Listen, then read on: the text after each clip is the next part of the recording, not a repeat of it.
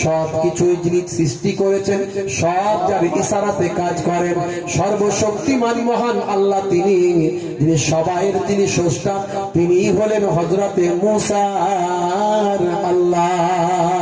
হে ফেরাউন, তুমি আমার যতই পরীক্ষা নাও, আমাকে যতই কষ্ট দাও, মনে রাখবে জীবন দিয়ে দেব, কিন্তু তোমাকে আল্লাহ বলে মানব না।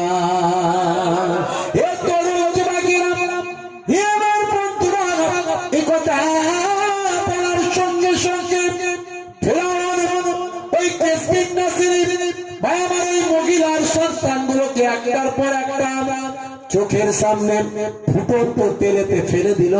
সঙ্গে সঙ্গে ফুটন্ত তেল টকবক টকবক করে ফুটছে। এই রকম তেলেতে যখন তার পুত্র সন্তানগুলোকে একটার পর একটা ফেলা হচ্ছে, চিক মেরে চিৎকার করে উঠছে আল্লাহ বলে, ফুটন্ত তেলেতে ফেলে দেওয়া হচ্ছে। মায়ের সামনে তার সন্তানরা ভাই আমার পুরে কয়লার মতো হয়ে বাবা ভেসে উঠছে। মা জননী মা চোখের সামনে কলিজার টুকরা সন্তানগুলোকে হাতে পায়ে ধরে দড়ি বেঁধে ফেলে দেওয়া হচ্ছে। হে তরুণ যুবকেরা, হে আমার বন্ধুরা, হে আমার মুরব্বিয়ানেরা, এমন সময় দেখতে পাওয়া যায় মায়ের হৃদয়টা শক্ত হয়ে গেছে, মায়ের হৃদয়টা পাহাড়ের মতো হয়ে গেছে। যতই চোখের সামনে সন্তানদের হত্যা করা হোক, তারপরেও সে ফেরাউনকে আল্লাহ বলে মানে না। ইমানের তেজ কেমন ইমান মজবুত, ভাবুন তো দেখি। আখিরি জামানার মানুষ আমরা ভয়েতে দাড়ি কেটে ফেলছি, নাম বদলে দিচ্ছি, মুসলমান পরিচয় দিতে লজ্জা বোধ করি, আর ফেরাউনের সামনে বুক ফুলিয়ে একজন সেই ফেরাউন কন্যার কেসবিন নাসিরি মাথার চুল আঁচড়ানো, পরিপাটি করা, সেবা যত্ন করা মহিলাটার ঈমান কতটা বুঝুন, কতটা মজবুত চিন্তা করুন, কেমন আল্লাহকে ভয় করার মতো ভয় করেছে। এমন সময় ফেরাউন বলল, হে মহিলা, এখনো সময় আছে, তোমার বুকেতে একটা সন্তান তোমার দুগ্ধ পান করছে, দুধের শিশু, এই শিশুটার প্রতি তোমার তো ভালোবাসা আছে, এই শিশুটাকে বাঁচিয়ে দেব, তোমাকে ছেড়ে দেব, এখনো সময় আছে, এখনো সময় আছে। হে মহিলা, আমাকে আল্লাহ বলে মেনে নাও। সেই সময় দেখতে পাওয়া যায় ওই মহিলার চোখের পানি শুকিয়ে গেছে, হৃদয়টা শক্ত হয়েছে। সেই সময় বলেছিলেন ফেরাউন, আমার 4টে সন্তানকে হত্যা করেছো, ছোট্ট সন্তানটা দুধের শিশু সন্তান, এই সন্তানটাকেও যদি হত্যা করে দাও, আমাকেও যদি এই ফুটন্ত তেলেতে নিক্ষেপ করো, এরপরও আমি তোমাকে কখনো আল্লাহ বলে মানতে পারি না। হে ফেরাউন, তুমি তো একজন জালেম, তুমি তো একজন বদমাশ, তুমি তো একটা শয়তান, তুমি একজন জালেম, তুমি কখনো আল্লাহ হতে পারো না। আমার আল্লাহ সব দেখছেন, আমার আল্লাহ সব লক্ষ্য করছেন, আমার আল্লাহ সামিউন বাসির, আমার আল্লাহ সব দেখেন এবং সব লক্ষ্য করেন। আমার আল্লাহ যেটা বান্দার জন্য করেন, ভালোর জন্য করেন। হে ফেরাউন, শুনে কি দাও, এটা আমার ঈমানের পরীক্ষা, এই ঈমানের পরীক্ষায় আমি কখনো হেরে যাব না। এমন কথা শোনার সঙ্গে সঙ্গে ফেরাউন রাগান্বিত হলো, চোখ লাল করে অর্ডার করলাম, যাও যাও ওই মায়ের কোলে 6 মাসের দুধের শিশু বাচ্চাটা যে মাতৃ দুগ্ধ পান করছে, তার বুক থেকে কেড়ে নিয়ে মায়ের চোখের সামনে ওই ছোট্ট বাচ্চাটাকে ফুটন্ত তেলেতে নিক্ষেপ করে দাও। হে তরুণ যুবকেরা, এই ঘটনার সঙ্গে সঙ্গে আমার আল্লাহ তাআলা ওই দুধের শিশু বাচ্চার জবানটা খুলে দিলেন। জোরে হবে না, জোরে হবে না। অবশেষে দুধের শিশু তার থেকে নীল কারিয়া, শিশুর জবান তখন খোদা দিলেন খুলিয়া।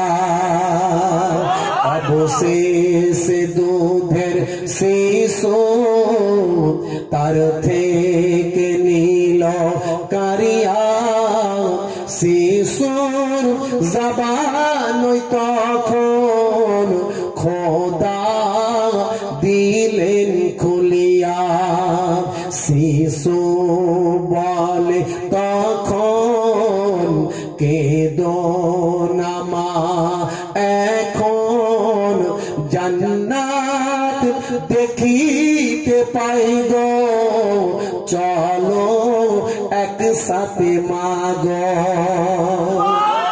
জোরে হবে না জোরে হবে না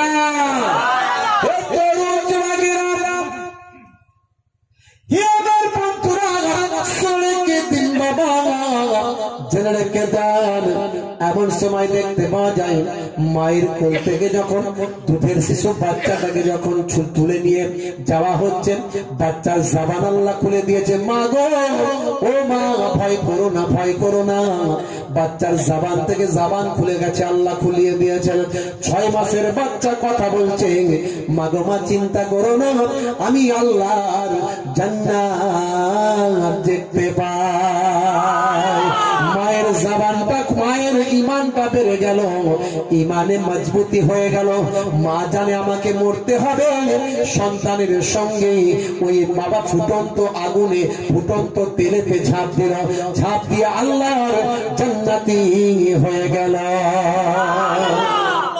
আল্লাহ বলছেন বান্দারে তোমরা আমাকে ভয় করো ভয় করার মতো ভয় করো হাক্কা তুকাতিহ হাক্কা তুকাতিহ ভয় করার মতো ভয় করো হে বান্দারা তোমরা আমি আল্লাহকে ভয় করো এটা হলো আল্লাহর ইতাআত আল্লাহর ইতাআত মানে আল্লাহকে ভয় করে আল্লাহর নির্দেশকে মান্য করা আল্লাহর নির্দেশের মধ্যে সবচেয়ে বড় নির্দেশ কি সেটা হলো নামাজ বড় নির্দেশ কি সেটা হলো নামাজ আল্লাহ 82 বার নামাজের তালিম দিয়েছেন 82 বার নামাজ পড়তে বলেছেন সে নামাজ ছেড়ে যেও না দুর্ভাগ্য মুসলমানের ছেলে নামাজের টাইম হলে মুয়াজ্জিন আযান দেয় হাইয়া আলাস সালাহ মুসলমানের ছেলে বলে তাড়াতাড়ি এখান থেকে পালা বলে কেন রে ভাই যদি মুয়াজ্জিন দেখতে পায় তাহলে বলবে নামাজ পড়বি আয় তাই তাড়াতাড়ি ফ্রি ফায়ার খেলতে পালায়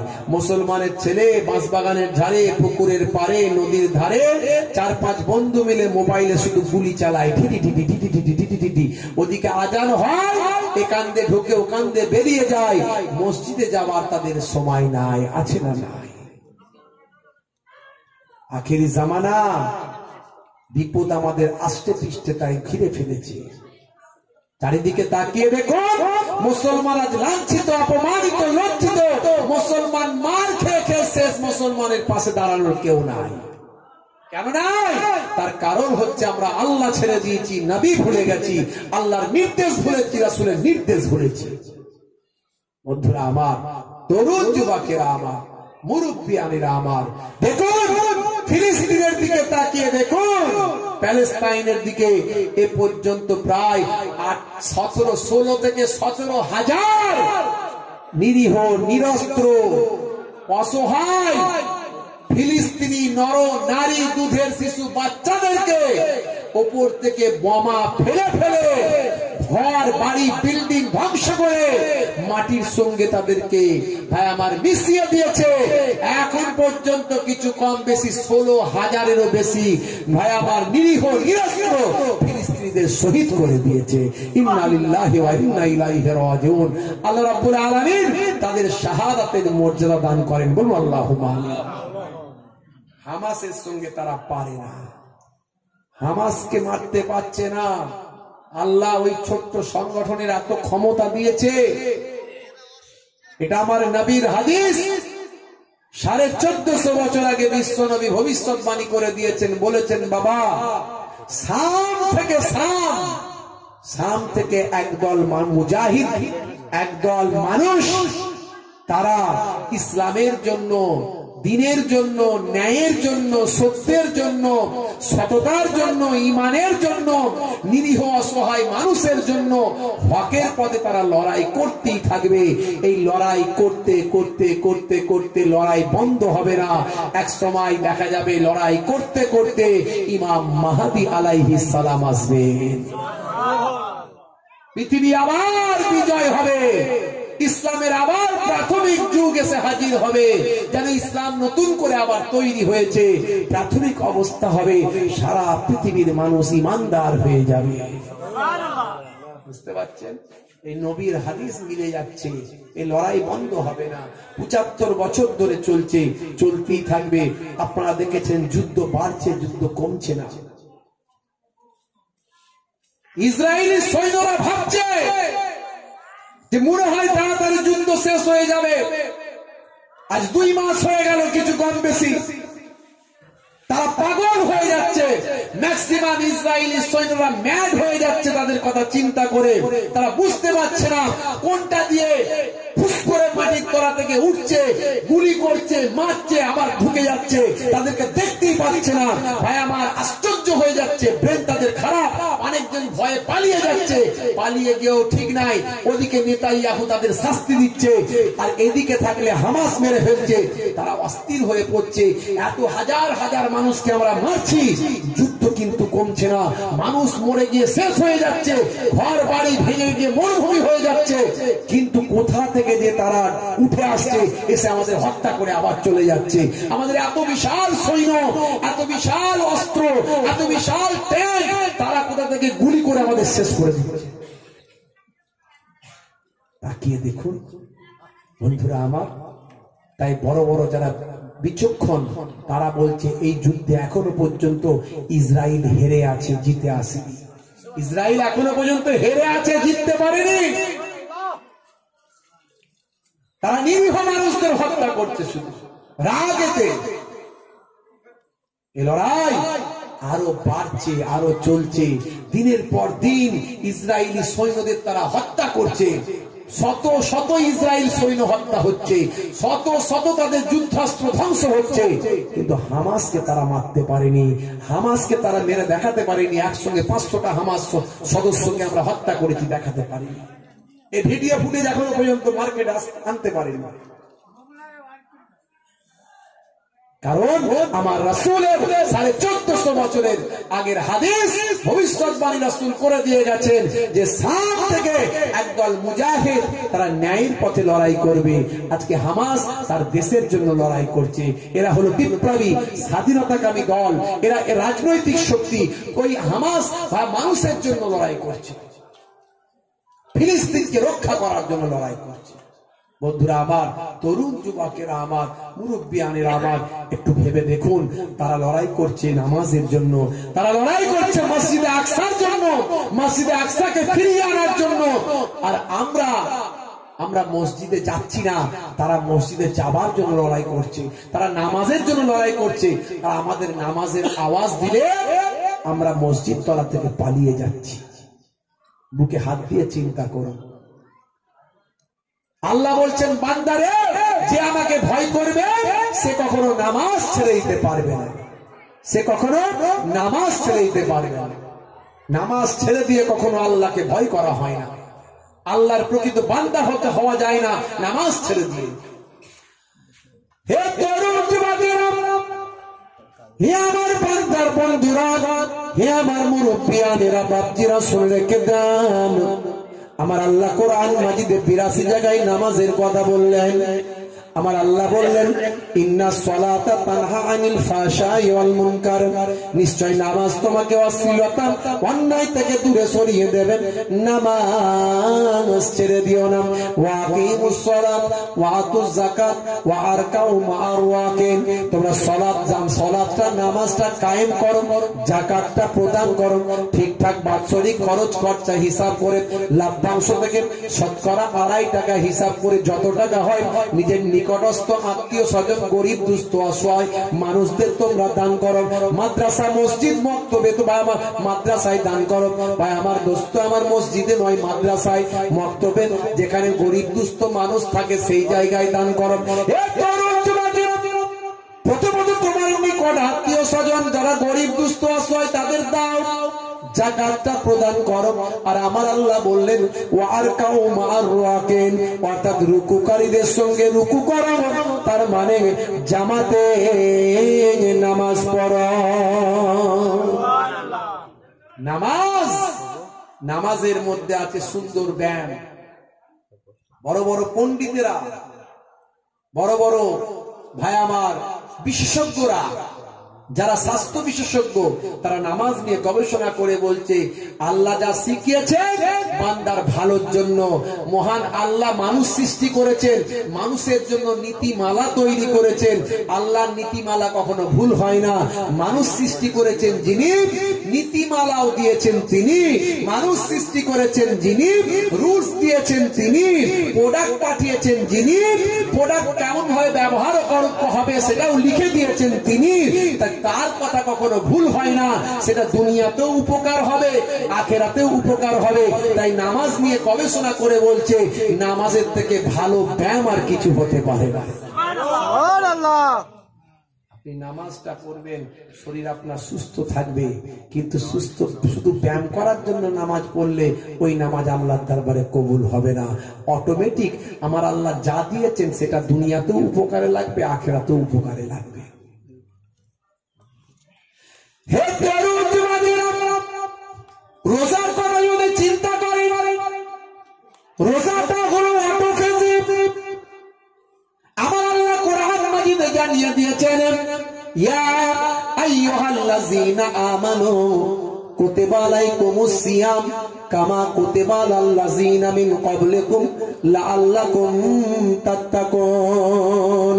হে দুনিয়ার মানুষ, হে ঈমানদারেরা, তোমাদের উপর রমজানের রোজা ফরজ করা হয়েছে, যেমন তোমাদের পূর্ববর্তীদের উপরেও রমজানের রোজা ফরজ করা হয়েছিল, যাতে করে তোমরা লাআল্লাকুম তাত্তাকুন, যাতে করে তোমরা মুত্তাকি বান্দা, তাকওয়াওয়ালা, পরেজগার, মুত্তাকি বান্দা হয়ে যাও।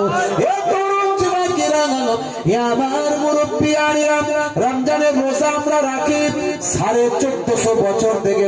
বছরে 1 মাস ধরে মুসলমান রমজানের রোজা রাখেন। মনে রাখবেন, খ্রিস্টানেরা যখন রোজা রাখে তার নাম দিয়েছে ফাস্টিং, ফাস্টিং, ফাস্টিং। আর আমার হিন্দু ভাইরা যখন রোজা রাখেন তখন তার নাম দিয়েছে উপবাস, উপবাস, উপবাস। বিভিন্ন ধর্ম সম্প্রদায়ের মানুষেরা রোজা রাখেন, কিন্তু মুসলমানদের রোজাটা একটু অন্যরকম। ভাই আমার, সূর্য উদয়ের আগে থেকে সূর্য অস্তের পর পর্যন্ত একটুকু পানি পর্যন্ত এক ফোঁটাও খাওয়া যায় না। এর নাম হলো রোজা, এর নাম হলো রোজা, সিয়াম পালন। আমার মুরব্বিয়ানিরা, সিয়াম নিয়ে, রোজা নিয়ে পৃথিবী বিখ্যাত গবেষক, জাপানের বিখ্যাত বিজ্ঞানী, নাম হলো মিস্টার ওসিনোরি। তিনি গবেষণা করে বললেন রোজা হলো একটা অটোফেজি। অটোফেজি কথার অর্থ হলো গ্রিক ল্যাঙ্গুয়েজ, যার অর্থ হলো আত্মভক্ষণ। রোজা রাখলে পেটের ভিতরের বা আমার নির্জীব নিষ্ক্রিয় জীবাণুগুলোকে সজীব বা আমার শক্তিশালী সজীব জীবাণুগুলো, সজীব কোষগুলো, নির্জীব নিষ্ক্রিয় কোষগুলোকে খেয়ে নিয়ে শরীরকে আরো তরতাজা বানিয়ে দেয়। এই জন্য নাম দিয়েছে আত্মভক্ষণ।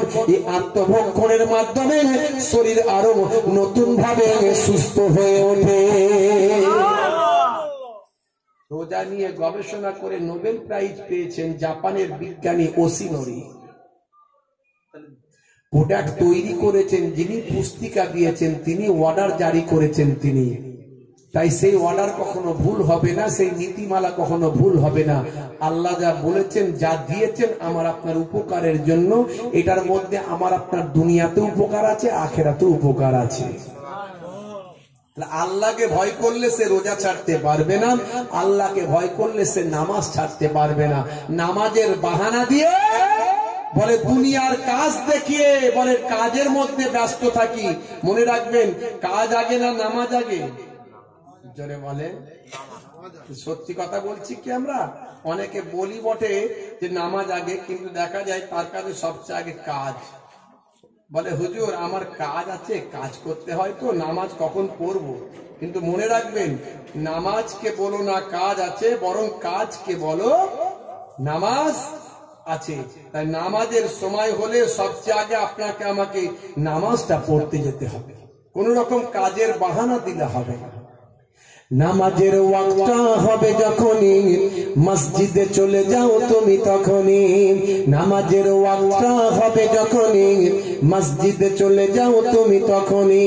ছাড়ো এবার ছাড়ো ছাড়ো এবার ছাড়ো এবার ছাড়ো এই কাজ তোমারই। ছাড়ো এবার ছাড়ো ছাড়ো এবার ছাড়ো এবার ছাড়ো এই কাজ তোমারই। নামাজের ওয়াক্তটা হবে যখনই মসজিদে চলে যাও তুমি তখনই। হবে না? জোরে হবে না? ফজরের সময় ঘুমিয়ে থাকি, জোহরে কি দেব কাজে ফাঁকি।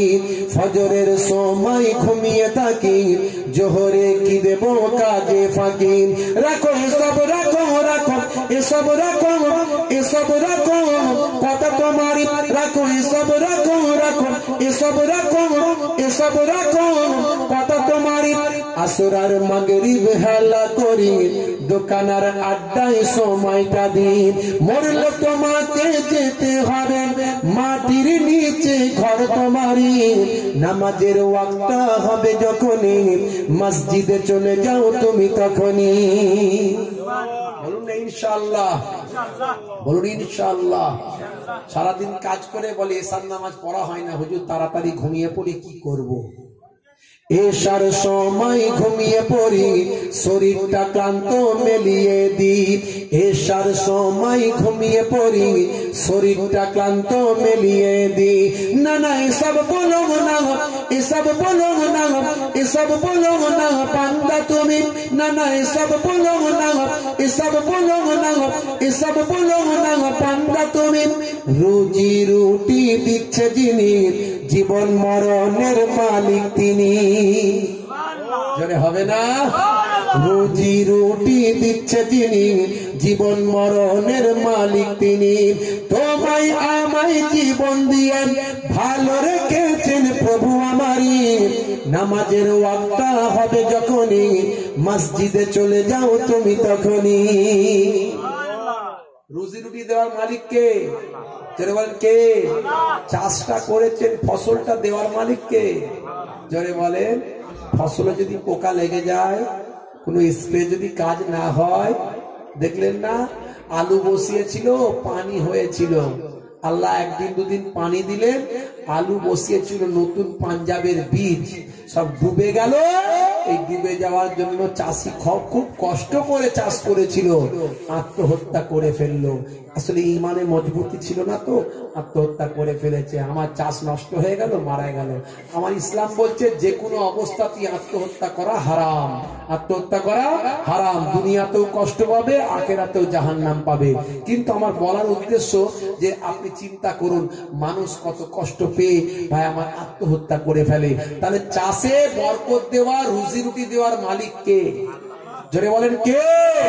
আপনি কারবার করেছেন, খদ্দেরের মনে আপনার কারবারের প্রতি দোকানের প্রতি মহাব্বত দেওয়ার মালিক কে? খদ্দের আপনার দোকানে আসবে তো তাকে মনেতে ভালোবাসাটা দেওয়ার মালিকটা কে? আল্লাহ। তাহলে আপনি দোকান করলেই যে আপনার কারবার ভালো চলবে এই গ্যারান্টি দেওয়া যাবে না। তাহলে এই যে আপনার খদ্দেরের মনের ভিতর কারবারের মহাব্বত দেওয়ার মালিক আল্লাহ, সে আল্লাহকে ভুলে গেলে চলবে? চলবে?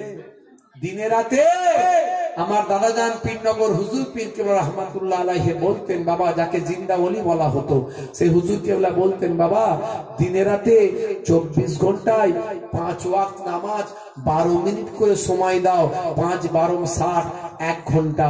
1 ঘন্টা নামাজে সময় দিলে 1 ঘন্টা যদি তুমি আল্লাহর ইবাদতটা করো, 1 ঘন্টা যদি আল্লাহর নির্দেশটা মানো, সবচেয়ে বড় নির্দেশ নামাজ।